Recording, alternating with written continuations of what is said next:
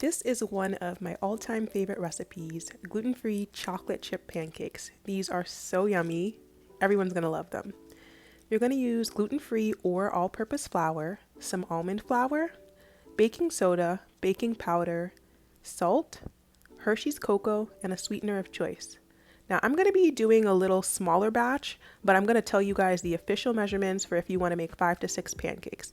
So you can use a cup of either gluten-free or all-purpose flour. And what I do is I split my cup up with a little bit of almond flour just to reduce the carbs and add a little bit more fiber into the mix. Then you're also going to use 1/4 teaspoon of baking soda and 1/2 teaspoon of baking powder.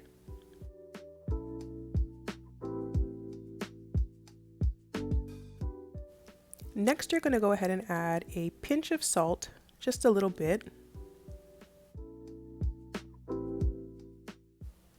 You're then going to mix everything together, really take your time to make sure you get everything blended in well. And then you can go ahead and add in 2 to 3 teaspoons of chocolate powder.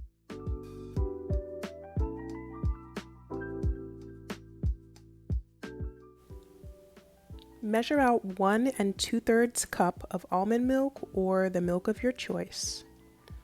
You're also going to crack open 2 large eggs, and then you can add in some sweetener of your choice. I'm using liquid monk fruit, about 4 drops, but if you use sugar, you can actually add it into your dry mix and blend it in with the chocolate powder. So mix the wet ingredients, and you're going to get ready to mix the dry into the wet.